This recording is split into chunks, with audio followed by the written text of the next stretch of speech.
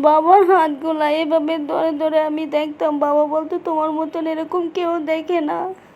আসসালামু আলাইকুম। Hello everyone, সবাই কেমন আছেন? আশা করি আপনারা সব ভালো আছেন। আমিও আল্লাহর অশেষ রহমতে আলহামদুলিল্লাহ ভালো আছি। আজকে সকাল থেকে ভিডিওটা বেক করা। কালকে আপু আসবে আমার বাসায়, যেহেতু গ্যাস থাকে না এই জন্য আমার রাত্রি রান্না করা রাখতে হবে, কারণ মেহমানকে তো আর লেট করে খাওয়ানো যাবে না। আর আমি ইনস্ট্যান্ট আরেকটা মানে কেরাসিন স্টোভ যেটা ওইটাও রাখছি, কারণ আমার বাসায় মেহমান সচরাচর আসে না। এখন যেহেতু আপু আসবে আমি খুবই এক্সাইটেড। সবার দোয়া করবেন যাতে সুন্দরভাবে মেহমানকে চালাইতে পারি। কালকে আসবে, আজকে আমি সব প্রসেসিং করে রাখবো। এই জন্য আমি বাজারে গেছি, বাজার থেকে এই যে কাঁচামরিচ ধনিয়া পাতা নিয়ে আসছি। আর আরেকটা জিনিস, এই যে কতগুলা শাক নিয়ে আসছি। এই যে ডাঁটা নিয়ে আসছি, লাল শাক নিয়ে আসছি, এগুলো নিয়ে আসছি। আর আরেকটা আরেকটা খুব মজার একটা খাবার নিয়ে আসছি। এটা আপনাদের দেশে কি বলে জানি না, অনেক মজার একটা খাবার। এই যে দেখেন, এখানে ভাঙ্গি নিয়ে আসছি। এই ভাঙ্গিটা এত বড় একটা ভাঙ্গি, এটার দাম নিছে 50 টাকা, মাত্র মাত্র 50 টাকা নিছে এই ভাঙ্গিটা। এই যে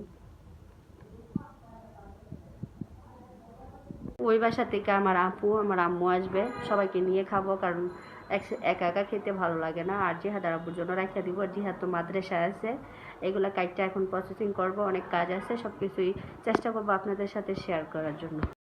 এই তো আপু আর আম্মু চলে আসছে। তা আপু এই বাঙ্গিটা দেখে বলতেছে আমি তো এত ভালো বাঙ্গি পছন্দ করি না বেশি একটা। তা আমি বলি যে কি বলেন, আমি তো জানি আপনি অনেক ভালো বাঙ্গি পছন্দ করেন। আর এখন থাক, বলছে সমস্যা নাই, খাই। আর আমার আম্মু, আমি এটাও জানি আমার আম্মু অনেক ভালো বাঙ্গি পছন্দ করে। আমার অনেক শান্তি লাগতেছে আমার আম্মুকে, আমার আপুকে খাওয়াইতে পারতেছি। আসলে প্রিয়জনের ভালোবাসা কখনো ভোলা যায় না। মা বোনদের মতো কোনো কিছুই হয় না। কারণ আজকে মানে অনেক, এই যে একটা জিনিস আপনারা দেখেন, এটা কার পা? এটা আমার মা জননীর পা, জানেন? এটা আমার মা, যার মানে জন্মে আমি সরি যার গর্ভে আমি জন্ম হয়েছি, সে আমার গর্ভধারিণী মা। আমার মায়ের নখগুলা ফালায় দেওয়ার জন্য আমাকে অনেক আকুতি মিনতি করতেছিল। আমি বলছি কেন মা তুমি এত আকুতি মিনতি করো, আমি তো দিচ্ছি, তুমি একটু অপেক্ষা করো। আমার আম্মু বলতেছে মা তুমি তো আমার নখগুলা ফালায় দাও সব সময়, জানি, কিন্তু মা এখন তো আজান দিয়ে দিছে, আমি বাসায় যেতে হবে, তুমি যদি নখটি ফালাই দিতা। তোমারও তো কাজ, অনেক তাড়াহুড়া করতেছিলাম, কারণ কালকে বাসায় মেহমান আসবে, জিহাদ মাদ্রাসা, এদিক দিয়ে ঘর গোছানো, সব কিছু মিলে অনেক কিছু। তা এই জন্য আমার আম্মু জানে সব সময় আমি ফালাই দিই, কারণ আমার আম্মুকে টেক কেয়ার করার মতো এখন কেউই নাই। কারণ পর তো পরই, পর কখনো আপন হয় না। কারণ এই একমাত্র ছেলের বই পাশে আছে। আর আমার আপু তো নানান কাজে ব্যস্ত থাকে, ওরকম সময় হয় না। আর ওনার চোখও একটু কম দেখে, এর জন্য আর হয়তো উনি দিতে পারে না। আর এই জন্য আমার আম্মু অনেক কষ্ট বোধ করতেছিল, মা তোমার কাছে, তুমি যদি আমাকে নখগুলা না ফালাই দিতা, তুমি যদি আমার কাছে না থাকতা, কে আমার নখগুলা ফালাই দিত? কারণ মেয়েদের তো বিয়ে দিলে দূরে চলে যায়। আজকে কপাল ভালো থেকে আমি তোমাকে পাশে পাই, নাহলে তো পাশে পাইতাম না। এই যে দেখেন আমার মায়ের পা, আমি যখনই আমার বাবার বাড়িতে যেতাম সব সময় আমার বাবার হাতগুলো আমি ধরে ধরে খালি চাইতাম। আমার বাবা সব সময় এই কথাটা বলতো, মা তোমার মতো এরকম করে নখ এই হাত কেউ আমার তাকায় না। আমাকে আব্বা আমি হাত তাকায় কেন জানেন? এত বয়স হয়ে গেছে আপনাদের, এ হাত দিয়ে একদিন কত কষ্ট করে কাজ করে আমাদেরকে খাওয়াইতেন। এই জন্য তো আপনার হাতগুলো আমি সব সময় আমার আব্বার গিয়া যদি পাশে বসতাম, গিয়ে হাত গাড়তাম, গাইতে গাইতে খালি দেখতাম কত বয়স হয়ে গেছে না আমাদেরকে করতে করতে, এ হাত দিয়ে কত পরিশ্রম করে আমাদেরকে খাওয়াইছে। আর আমার আব্বু যখন বাইরে ছিল, তখন তো বাইরের প্রবাসীরা তো নিজেদের রান্না করে খেতে হয়। আমার আব্বা হাত আঙুলটা পুড়ে গেছিলো, এই দাগগুলো এখনও আছে। আর এই দাগটা দেখতাম আর বলতাম আব্বা আপনি আমাদের জন্য কত কষ্ট না করছেন। দোয়া করবেন আমার বাবাকে যেন আল্লাহ ব্যস্ত নসিব করে, আমার বাবাকে যাতে আল্লাহ শান্তিতে রাখে, দুনিয়ার যতটুকু শান্তি পাইছে আর না পাইছে কোনো কারোর প্রতি কোনো অভিযোগ নাই। আল্লাহ যার আমার বাবাকে যেন ওই দুনিয়ার শান্তিতে রাখে, আর আমার মাকে যাতে আল্লাহ নেক হায়াত বাড়ায় দেয়, নেক আমল করার তৌফিক দেয়। আমি পারি না 24 ঘন্টা আমার মাকে আমার সামনে রাখি। মানুষে বলে ছেলে মেয়ে হয়ে গেলে নাকি মা বাবার প্রতি ওরকম একটা টান থাকে না। আমি আমার মাকে বলতেই পারি না, খালি চাই আমার মা আসতে চায় না।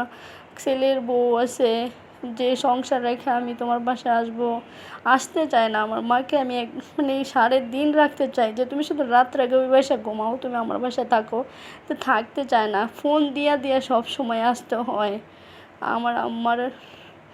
আমার আম্মা আব্বা মরার পরে অনেকটাই ভেঙে পড়ছে, অনেকটাই শরীর উইক হয়ে গেছে। সবাই বলে আপনারা আমার মায়ের জন্য একটু দোয়া করবেন, কারণ অবশিষ্ট এটাই তো রয়ে গেছে। সমস্যা নাই, আমার যে যতটুকু করবে ততটুকুই পাবে। এত কষ্ট করে ছেলে মানুষ করে মানুষ, ছেলের বউ আনে, একটু যে টেক কেয়ার করবো ওরকম ওটাও নাই। যাক, 2 দিন আগার পর সবারই এরকম দিন আসবে, এরকম বয়স হবে, সমস্যা নাই। আজকে উনি যদি ওনার শাশুড়িকে করে, উনিও একদিন ওনার বউদের কাছে এরকম সম্মান, এরকম করা ধরা পাবে। আপনারা বলতে পারেন আপনি আপনার মাকে নিয়ে এত আবেগীয় কথাবার্তা এত করা, এগুলো বলতে পারেন। আসলে আমার শাশুড়িও চাই আমি আমার কাছে আসুক। তা আমার শাশুড়ি আমাদের চেয়ে ক্ষমতা আমার শ্বশুরের ইনকাম আমাদের চেয়েও বেশি, আর আমার শাশুড়ি এখনও কাজের লোক দিয়ে কাজ করায় খায়, ওনার কোনো কিছুই করতে হয় না। অনেক হ্যাপি আছে, মাশাআল্লাহ। সবাই দোয়া করবেন আমার শ্বশুর শাশুড়ির জন্য, অনেক ভালো আছে, আমাদের চেয়ে অনেক সুখে আছে আলহামদুলিল্লাহ। এই জন্য আমাদের কাছে বলে তোরা ওখানে থাক, আমরা তো সুখে আছি। আমরা চাই আমরা 3 জনের কাছে নিয়ে আসতে, আমরা 3 যা নিয়ে আসতে, কিন্তু ওনারা ওখানে অনেক ভালো থাকে, এখানের চেয়েও আসতে চায় না। আর আমি যে পরিবেশে থাকি এই পরিবেশে আমার শ্বশুর শাশুড়ি ওরা মানায় নিতে পারবে না। এই জন্য বেড়াইতে আসলো, বেশ একটা আসে না, আমাদেরকে ফোন দেয়, আমরা চলে যাই। সবাই দোয়া করবেন যাতে শ্বশুর শাশুড়ি করার তৌফিকটা আমাকে দেয়। আমার শ্বশুর শাশুড়ি অনেক ভালো, সবাই তাদের জন্য দোয়া করবেন যাতে আল্লাহ নেক হায়াত বাড়ায় দেয়, এরকম ভালো যাতে আল্লাহ সবসময় রাখে। আল্লাহর রহমতে আমার শ্বশুরি আমার হাজব্যান্ডের চেয়েও এখন ইনকামের সোর্স অনেক, রিটায়ার্ড পারসন, সব দিক দিয়ে আলহামদুলিল্লাহ ভালো আছে। আর আমার শ্বশুর শাশুড়ি এই বাসায় একবারও আসে নাই। এখন বলছি যে বাসা যদি চেঞ্জ করি কোনো দিন করতে পারি, আম্মা আব্বা আপনাদেরকে না আমার বাসা অনেক দিন রাখবো। ওরা ওই বাসা আসতে চায় না, আমার বাসুরের অনেক বড় বাসা, খালি ডাক্তারের কোনো কাজ লাগলে আসে, না হয় আসে না। ওরা গ্রামে থাকতে বেশি স্বাচ্ছন্দ্য বোধ করে, আর আমরাও গ্রামে চলে গেলে আমার ওর জিয়াদরা বাবা কোথায় খাবে, এর জন্য আর যাওয়া হয় না। ওরাই আমাদেরকে বলে তোমাদের অসুবিধা করে আসার দরকার নাই, এই জন্য এখানে থাকা। আর সব আমার বাবার জন্য দোয়া করবেন, আমার মায়ের জন্য দোয়া করবেন, শ্বশুর শাশুড়ির জন্য দোয়া করবেন। আর আজকের ভিডিওটাতে যদি কোনো ভুল ত্রুটি কথার মধ্যে হয়ে থাকে সবাই আমার ক্ষমা দৃষ্টিতে দেখবেন। আবারও বারবার রিকোয়েস্ট করে, আমার আম্মুর শরীরটা অনেকটাই ভেঙে পড়ছে, সবাই আমার আম্মুর জন্য দোয়া করবেন যাতে আল্লাহ নেক হায়াত বাড়ায় দেয়। আমার শেষ সম্বল এটা। আর নেক্সট কোনো ভিডিও নিয়ে আমি আপনাদের সামনে চলে আসবো। যদি ভালো লেগে থাকে সবাই কাছে একটাই অনুরোধ, সবাই লাইক কমেন্ট শেয়ার করে দেবেন এবং সাবস্ক্রাইব করে দেবেন। নেক্সট কোনো ভিডিও নিয়ে আপনাদের সামনে আবার চলে আসবো। এ পর্যন্ত সবাই ভালো থাকবেন। আল্লাহ হাফিজ।